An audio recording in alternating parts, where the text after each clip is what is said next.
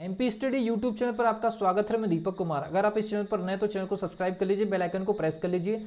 PNST का allotment letter आ चुका है और अलॉटमेंट लेटर आने के बाद स्टूडेंट के कई सारे क्वेश्चन हैं। सर क्या दोबारा सेकंड राउंड की काउंसलिंग हो सकती है, उसके बारे में भी आपको बताऊंगा। इसके अलावा कट ऑफ कितने गए हैं कैटेगरी वाइज, वो भी आपको मैं इन्फॉर्मेशन दूंगा। इसके अलावा और भी कुछ स्टूडेंट के जो डाउट्स है अलॉटमेंट लेटर को लेकर के, वो भी इन्फॉर्मेशन मैं दूंगा आपको। लेकिन अगर आप इस चैनल पर नए हैं तो चैनल को सब्सक्राइब कर लीजिए, बेल आइकन को प्रेस कर लीजिए, वीडियो को पूरा देखिए।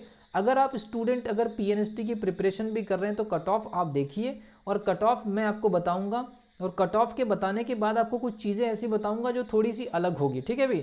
तो सबसे पहली चीज़, इस यूट्यूब चैनल पर जितने भी पीएनएसटी के स्टूडेंट हैं, इसमें इंफॉर्मेशन के साथ में गाइडलाइंस भी आपके लिए छुपी हुई है, इसलिए वीडियो को लास्ट तक के जरूर देखिए।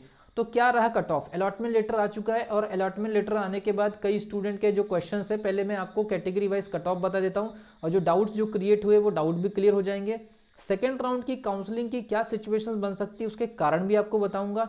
लेकिन मैं आपको बता दूं, जो डीएचएस की काउंसलिंग है वो डीएमए की काउंसलिंग होने के बाद, डीएचएस की काउंसलिंग जो डीएमए की काउंसलिंग होने के बाद लगभग बहुत सी स्टूडेंट डीएमए में चली गई। अब उनको पछतावा हो रहा होगा कि डीएचएस की काउंसलिंग में हम भाग ले पाते और हमारा भी सिलेक्शन होता, क्योंकि ये फ्री सीट है, ठीक है भी। तो खैर वो समय निकल चुका है, क्योंकि उसमें डीएमई में बॉन्ड पेपर जो था वो स्टूडेंट साइन कर चुके होंगे। तो अभी मैं आपको सेकंड राउंड की काउंसलिंग के बारे में जब बताऊंगा तो वो सारे के सारे पॉइंट कवर करूंगा। वीडियो को लास्ट तक देखते रहिए, चाहे प्रिपरेशन कर रहे हैं या कहीं आपको कोई डाउट है, सारी वीडियो में एक एक चीज़ में डिस्कशन करने वाला हूँ पॉइंट टू पॉइंट। पहले मैं कट ऑफ देखता हूँ, ठीक है भी। तो सबसे पहली चीज़ देखिए, जो लास्ट कैंडिडेट जो सेलेक्ट हुए हैं कैटेगरी वाइज, वो देखिए आपके ओबीसी में, आपका ओबीसी में 68.7, जिस स्टूडेंट के 68.7 नंबर है ओबीसी कैटेगरी में, उनका अलॉटमेंट लेटर आया हुआ है, ठीक है। इसके अलावा एसटी कैटेगरी में 60.98 है ना, 60.98। इसके अलावा एससी कैटेगरी में 64.91। इसके अलावा ईडब्ल्यूएस, कैटेगरी में देखेंगे 61.81। और यूआर मतलब जो प्योर जनरल कैटेगरी है उनका है 69.05। मतलब ये जो मार्क्स है, मैं ये वो मार्क्स बता रहा हूँ जो लास्ट कैंडिडेट जो सिलेक्ट हुए हैं इंडिविजुअल कैटेगरी में, ये उन स्टूडेंट के मार्क्स हैं, ठीक है भी। तो जिन स्टूडेंट के इतने मार्क्स हैं, हालांकि हो सकता है कि कुछ ऐसे मार्क्स हो जहाँ पर इतने नंबर हो और उन लोगों का सिलेक्शन न हो, क्योंकि एक ही नंबर पर बहुत सारे स्टूडेंट बैठे होते हैं, ठीक है। तो ये इस नंबर पर लास्ट सिलेक्शन ओबीसी का, 60.98 पर एसटी का, 64.91 पर आपका एससी कैटेगरी का, ईडब्ल्यूएस में 61.81। हो सकता है कि 61.81 में कुछ लोगों का सिलेक्शन होगा, कुछ लोगों का नहीं हुआ होगा। मैंने आपको बताया एक ही नंबर पर बहुत सारे स्टूडेंट होते हैं और उसके कुछ क्राइटेरिया अलग अलग होते हैं, ठीक है। एज का कई प्रकार के फैक्टर्स होते हैं। और यूआर जो प्योर जनरल कैटेगरी है, वहाँ पर 69.05 मार्क्स में 69.05 मार्क्स में सिलेक्शन हुआ है। अब सबसे बड़ी ये चीज़ है कि कई स्टूडेंट को ये लग रहा है कि सर कुछ कैटेगरी में तो 54 नंबर तक भी गया है, 60 नंबर में भी सिलेक्शन हुआ है, 44 नंबर में भी दिख रहा है। तो मैं आपको बता दूं, वो जो मार्क्स हैं, वो मार्क्स आपके, वो जो आपको दिखाई दे रहा है वो है आपके आशा कार्यकर्ता वाले जो कैंडिडेट है उनका, या जो फिजिकली चैलेंज होते हैं, जो दिव्यांगजन होते हैं उनके लिए। तो उनके लिए कुछ परसेंटेज सीट अलॉट होती है, और जहाँ तक एक ट्रेनिंग सेंटर में अगर 60 सीट होती है तो 6 सीट जो होती है वो आशा कार्यकर्ता या पीएच के लिए अलाउड होती है। तो इनके कट ऑफ हमेशा ही कम जाते हैं। तो अगर आपको ऐसा लग रहा है कि कम नंबर में सिलेक्शन हुआ है, 54 में, 44 में या 61 में, तो ये मान के चलिए कि वो कैंडिडेट जो है डिफरेंट कैटेगरी से आशा कार्यकर्ता या पीएच वाले कैंडिडेट होंगे। उनके अलग अलग ट्रेनिंग सेंटर में कुछ सीट रिजर्व रहती है।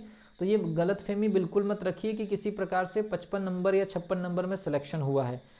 अब चलते हैं कि चलिए ये तो हो गया, बहुत सारे स्टूडेंट का सिलेक्शन हो गया। हमारे टेलीग्राम चैनल के माध्यम से भी डीएमए में 100+ स्टूडेंट का सिलेक्शन हुआ था, और मेरे पास जैसे जैसे अलग अलग जगह से डेटा आ रहे हैं तो उसके आधार पर भी मैं आपको बाद में रिवील करूंगा कि हमारे टेलीग्राम चैनल से भी बहुत बड़ी मात्रा में सिलेक्शन हो रहा है। अभी मेरे पास में डेटा आ रहे हैं, जैसे जैसे डेटा आते जाएंगे उसको मैं कलेक्ट करूंगा, और कलेक्ट करने के बाद फिर एक टोटल जो रिजल्ट मैं अपने टेलीग्राम चैनल से बताऊंगा। डीएमई का तो 100+ 810 सीट में हमारे पर्टिकुलर टेलीग्राम चैनल से 100+ स्टूडेंट सेलेक्ट हुए। अभी डीएचएस का पूरा डेटा मेरे पास अवेलेबल नहीं है, जो स्टूडेंट सेलेक्ट हो रहे हैं मेरे पास जैसे जैसे इन्फॉर्मेशन आएगी बताऊंगा। इसके अलावा जो स्टूडेंट के डाउट है, कम नंबर पर सिलेक्शन को लेकर के जो डाउट था वो क्लियर हो गया, कट ऑफ को लेकर के जो डाउट था वो क्लियर हो गया।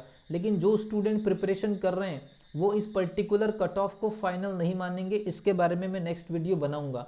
इसके अलावा बहुत सारे जो स्टूडेंट हैं उनका ये कहना है कि सर सेकेंड राउंड काउंसलिंग होगी क्या?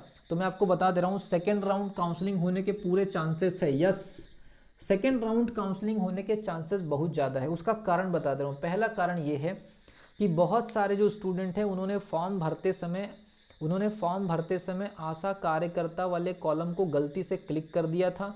उनके अब नंबर एक्चुअल में कम है, याद रखिए उनके अब नंबर कम है। तो नंबर कम होने के बावजूद उनको कुछ लोगों को अलॉटमेंट लेटर आया है, क्योंकि उन्होंने गलती से आशा कार्यकर्ता वाला फॉर्म यस कर दिए थे, नंबर कम है, लेकिन उन्होंने आशा कार्यकर्ता वाली सीट अलॉट कर ली है या ले लिए। तो अगर उन्होंने किसी ने आशा कार्यकर्ता वाले कॉलम को भर लिया है और उनको अलॉटमेंट हो गया है, तो वो सीट अगर 2-4 सीट अगर खाली होती भी है तो वो आशा कार्यकर्ताओं के लिए ही रिजर्व होगी। पहली चीज़ तो आपको पता चल जाए। तो सेकेंड राउंड की काउंसलिंग होने के चांसेस इसलिए कुछ लोगों ने गलती से आशा कार्यकर्ता वाले कॉलम को टिक किया और उनको अलॉटमेंट लेटर भी आ गया। अब वो ज्वाइन नहीं करेंगे तो उनकी सीट आशा कार्यकर्ताओं के लिए खाली कर दी जाएगी। अब वो सेकेंड राउंड में उस प्रकार से रिजर्वेशन देता है या नहीं देता वो अलग मैटर है, उसके बारे में मैं कुछ भी नहीं बोल सकता। इसके अलावा एक और चीज़ हुई है, कुछ स्टूडेंट जो डीएमई में ऑलरेडी सिलेक्ट हो चुके हैं, कुछ स्टूडेंट का मतलब हो सकता है वो 20 भी हो सकते हैं, 30 भी हो सकते हैं, 40 भी हो सकते हैं, मुझे नहीं पता। कुछ स्टूडेंट डीएमई में ऑलरेडी सिलेक्ट हो चुके हैं और उन्होंने क्या काम किया कि डीएमई में सिलेक्ट होने के बाद उन्होंने यहाँ पर डीएचएस में भी काउंसलिंग करा लिए और उनके नंबर भी अच्छे थे, लेकिन उनका अलॉटमेंट लेटर भी आ चुका है। लेकिन उनके साथ में प्रॉब्लम ये होगी कि उधर डीएमई में 2 लाख रुपए का जो बॉन्ड पेपर साइन किया है, इस वजह से हो सकता है कि वो इधर ज्वाइन न करे। अब देखने वाली बात ये होगी कि 570 सीट के अलॉटमेंट लेटर में ऐसे कितने अलॉटमेंट लेटर है जो कि पहले से डीएमई में लड़कियां सेलेक्ट हो चुकी है और उन्होंने डीएचएस के लिए भी चॉइस फिलिंग कराए और क्योंकि उनके अच्छे नंबर थे इसलिए उनको अलॉटमेंट लेटर आ चुका है। अब ये ऐसे कितने कैंडिडेट हैं क्योंकि उनका उधर पर सिलेक्शन हो चुका है और उधर से इधर आने के लिए बॉन्ड पेपर का जो फीस है, जो भी उनके चार्जेस है, पे करना पड़ेगा, हर कोई नहीं करेगा। अब ये कैंडिडेट कितने हैं, इनकी संख्या कितनी बड़ी मात्रा में है या छोटी मात्रा में है, क्योंकि डीएमई में सिलेक्टेड कई स्टूडेंट ने यहाँ पर डीएचएस में काउंसलिंग कराया है, उनका अलॉटमेंट लेटर भी आया है, लेकिन उधर से छोड़ करके इधर आना इतना आसान नहीं है। तो ऐसे कितने कैंडिडेट हैं जिनका अलॉटमेंट लेटर आ गया लेकिन उनके ज्वाइन करने की संभावनाएं लगभग न के बराबर है।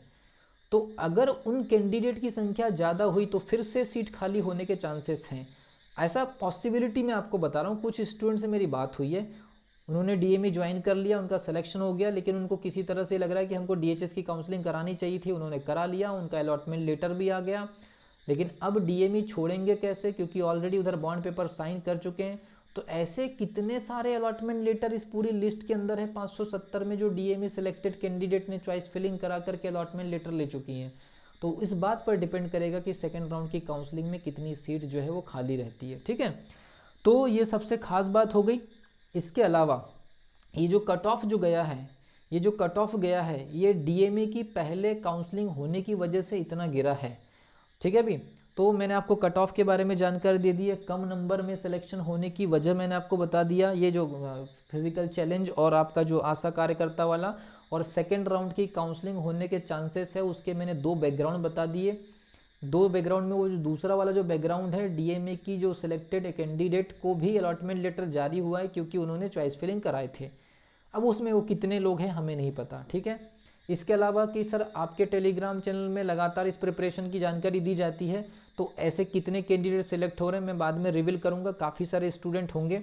अभी मेरे पास में इन्फॉर्मेशन आ रही है डीएमई में ऑलरेडी 100+ थे और अभी जो प्रिपरेशन चल रही है, करंट में जो प्रिपरेशन चल रही है उसमें भी डायरेक्टली स्टूडेंट जो है इन्फॉर्मेशन ले रहे हैं। अवेयरनेस पूरी तरह से मेरे तरफ से कोशिश की जाती है कि जानकारी दी जाए।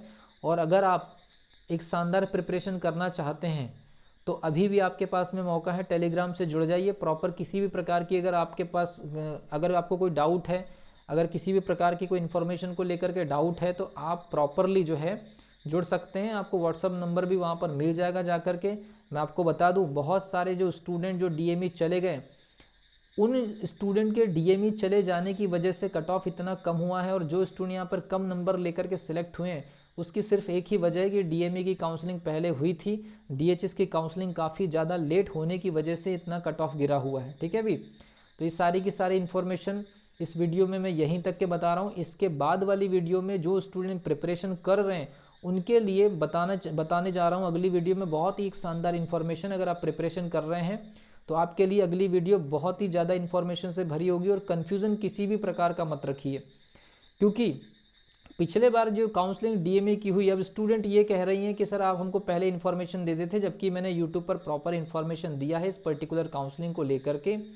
क्योंकि इन्फॉर्मेशन को स्टार्टिंग में गलत तरीके से या सही समय पे सही जानकारी नहीं मिलने की वजह से स्टूडेंट के साथ में कुछ गलतफहमी के शिकार हो गए, और इस वजह से उनको फिर ऐसा लग रहा है कि हमको भी डीएचएस में काउंसलिंग कराना चाहिए था, लेकिन जल्दीबाजी में डीएमए में करा लिए। तो लगभग ऐसी कितनी कैंडिडेट्स थी जिन्होंने डीएमए में काउंसलिंग करा ली, उनका तो डीएचएस श्योर था। तो मैंने उनको काउंट करके निकाला है, लगभग 380 स्टूडेंट ऐसे हैं, 380 स्टूडेंट ऐसे हैं जिन्होंने डीएमए में काउंसलिंग करा ली, उनका तो डीएचएस श्योर था, किसी भी कंडीशन में इनका डीएचएस में ही सिलेक्शन होता। लेकिन ये जल्दीबाजी, यूट्यूब पर कुछ लोगों की जल्दीबाजी में वीडियो डालना, पूरी इन्फॉर्मेशन के साथ में वीडियो, पूरी आधी अधूरी जानकारी लेकर के, तो ये 380 स्टूडेंट जो है, मान लीजिए कि उसमें से कुछ लोगों को जाना रहा होगा सच में ऑटोनॉमस या मेडिकल कॉलेज में, तो उसमें से लगभग 80, 90 या 100 स्टूडेंट रहे होंगे। ये मान के चले कि 300 स्टूडेंट जो है केवल यूट्यूब की अफवाहें, गलत जानकारी, पीएनएसटी को नीट से जोड़ करके स्टूडेंट को मिसगाइड करने वाले ऐसे जो वीडियोस हैं, उनकी वजह से ये 300 स्टूडेंट्स आज ये कह रही हैं कि सर हमारा डीएचएस में सिलेक्शन हो जाता, लेकिन हमने डीएमए में काउंसलिंग करा लिए। आपकी वीडियो हमने काफ़ी देर बाद देखे थे, तो इसमें मेरा कोई दोष नहीं है। मैं हमेशा स्टूडेंट को प्रॉपर इन्फॉर्मेशन देने की कोशिश करता हूँ। मेरी वीडियोस हमेशा यूट्यूब पर लेट आती है, क्योंकि प्रॉपर इन्फॉर्मेशन निकाल करके वीडियोस बनाना ये इंपॉर्टेंट होता है। जल्दीबाजी में गलत जानकारी दे करके आज 300 स्टूडेंट जो है वो यही कह रही कि हमारा भी हो जाता, लेकिन हमसे गलती हो गई। मिलता हूँ अगली वीडियो में, तब तक के लिए wish you all the best.